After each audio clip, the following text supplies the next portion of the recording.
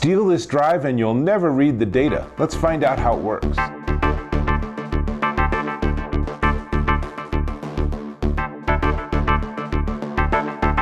You don't have to work for the CIA or MI5 to want to protect your data. That's where this comes in handy. This is the Secure Data SecureDrive BT, and BT stands for Bluetooth. So this is a drive with hardware encryption on board. It has its own processor. It's not just storage, right? And it actually works via Bluetooth with an app you install on your smartphone or actually your Apple Watch or something, and through the app you unlock the drive, at which point it then becomes accessible to whatever computer you're using. Sounds complicated, doesn't it? But let me just tell you a little bit and then we'll give it some demos and I'll show you how it works. So it runs with 256-bit AES encryption, and it also is at FIPS 140-2 level 3. Now when I saw that I said, FIPS 140, what's that? So I printed out a handy guide to the FIPS security system, and basically this is a protocol of increasing levels of hardware encryption. And level 1 requires production grade equipment and externally tested algorithms. Level 2 adds requirements for physical tamper evidence, and level 3, which is the level of this, is actually adds requirements for physical tamper resistance and identity-based authentication. There must also be physical or logical separation between the interfaces by which critical security parameters, it has quotes here, enter and leave the module. Now you know, level 4, above this, level 4 is like ridiculously complicated. This makes physical security requirements more stringent, requiring the ability to be tamper active, erasing the contents of the device if it detects various forms of environmental attack. Now, if my kids want to monkey with this or plug this into a computer just to see if it works, I don't want to have all the data erased, so I don't need level 4, but level 3 is pretty sweet. So they've done a lot to this hard drive to ensure that if you lose this, someone is not going to be able to access the data, however enthusiastic they are. So let me now give you a quick little bit of a demo. So it comes with the cable, which is a USB type B on one end, which plugs into the drive, and then the other end is, unfortunately, it's a USB 3, so I had to use a small adapter to be able to get it to work with USB-C. But that's okay because, you know, it's not a huge crisis, and these little adapters are like $1. So, you know, would it be nice if they had that option as a different cable, or maybe shipped with 2 cables? Because it's a pretty premium product. They could afford 2 cables. Yeah, that'd be great, but that's not how it works. So now let me open up my Mac, and I'm going to plug in our secure hard drive. And then let me just go ahead and get the screen recording, and then I'll spin you around and talk you through what's happening here. So let's go ahead, and I'm going to just switch things around for a sec. So there's nothing on my desktop right now, and I'm going to go ahead and launch the Data Lock app on my iPhone. You can see that in the inset. And it sees the drive, it's disconnected, but it will take just a second or two to do the Bluetooth handshake. And now it sees the drive is available to unlock, but it's not actually unlocked yet. So I'm going to tap on the lock, and it uses Face ID. I've set it up that way. So it will look at my face, it will say it looks good, it will unlock the device. And now when you look on the Macintosh, it suddenly showed up, which is super cool. So now let's actually go ahead and lock it from the app, and you'll see that it vanishes from the Macintosh because the hard drive literally just vanishes from the system. So boom, gone. Now, of course, the system complains that I didn't eject properly. Of course I didn't eject properly. I just said, oh my gosh, you're not supposed to access that data. So let's go ahead and unlock it again, and it will show up again. And now we are done with the phone. Now I want to just focus on the Macintosh. So we have the hard drive, and I just added a 900 megabyte file that we're going to copy onto the drive. But first, let's go ahead and look and see what's on the drive itself.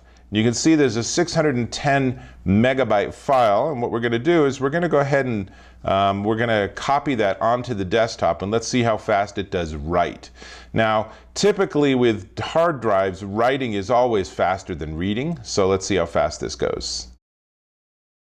Okay, done. That was pretty darn fast. Can't complain about that. Now, what about going in the other direction? Writing to the hard drive is always slower, so let's see how this does. And again, we're writing something that's a little less than a gig, and it's done. That was pretty fast. So as you can see, it's a pretty speedy drive, considering in particular that it actually has its own processor going on and everything. So let's go ahead. I'm going to switch off the computer screen and come back to being on the video screen. So I think that's actually pretty cool. So, what you have is you have a pretty decently fast hard drive. It's probably not the fastest hard drive in the world because there's stuff going on in the hardware. But having said that, it is certainly quite acceptably fast, as you saw, with read and write. And the idea that I can actually remotely lock it, or that I can actually there's actually some other cool things we can do, all makes it really great. Because if someone does actually, let's go ahead and we'll unplug it without even doing anything, right? If someone just steals this from me or finds this in my backpack or something, then they're going to plug it in and it's going to do nothing. It's not going to work. And of course, if I lose my phone, I got a bit of a pickle, but the company actually has some information about how you can access the drive if you lose your keys and all sorts of stuff. So, most importantly, let's talk about the drive itself. So the drive includes its own independent processor and a separate crypto processor, and they use all sorts of glues and epoxies. So if you try to pop this thing open, you can't disassemble it and bypass the actual processors that are doing all the encryption. So that's pretty cool. It also comes preloaded with ESET antivirus, but it's only a 1-year subscription, so I find that a little disappointing. For this premium price, I feel like you should have lifetime access. What happens is the first time you plug it in, you look at this, and there's actually software that it comes with, one of which is that antivirus protection software. You can install it on whatever computer you're using, and then it won't let you actually copy infected files onto this because you want this to be secure. That totally makes sense. So like I said, you unlock it via the mobile app, or you can do it with a wearable like the Apple Watch. There's a version of the app for your watch, and you tap it, and then the drive's unlocked. Super cool. This is really like James Bond stuff, which I like, right? So let's actually go into the app just a little bit, and let me show you that there are some interesting preferences you can set too. So let's go over to the preferences screen, and you can see that it offers you the ability to do things like step away lock, which is what's known as geofencing. And this is really cool too. So now let's say that I have this and I've unlocked it, and now I actually have to take off, right? I forget that it's unlocked and plugged into my computer, but I can set it up so that if I walk away from the drive, then it'll actually automatically lock. So that's really nice. There's also an inactivity lock. So if I forget and I leave it plugged in overnight, an hour after I haven't used it, boom, it locks itself up again. So all of those are really great protection. And then the app, like I said, you can also set it up to unlock via biometrics if you don't want to enter a code or password. Again, I find that really cool. So, I have mine set up, obviously, so I can use Face ID to unlock the app, so I can unlock the drive so I can access it. This is just really interesting. Now, there's also a feature called remote wipe, which is really nice. So if if someone takes it and somehow they gain access, I'm not really sure when you'd use remote wipe, but if you're in that scenario, you can actually remotely wipe out all the data on the drive. So that's pretty nice too. Now, I will tell you they are spendy. But before we get to the price of this, let me go ahead and ask if you can subscribe to my channel. Really appreciate when you subscribe, and really would love to hear from you what you're using to keep your data secure. And remember, just because you have something in the cloud doesn't make it secure. Sometimes it makes it the opposite, but that's a whole separate video. It's a whole separate discussion. Now, this is the Secure Data SecureDrive BT for Bluetooth, and it is $269.99 for this 250 gig drive at Amazon.com.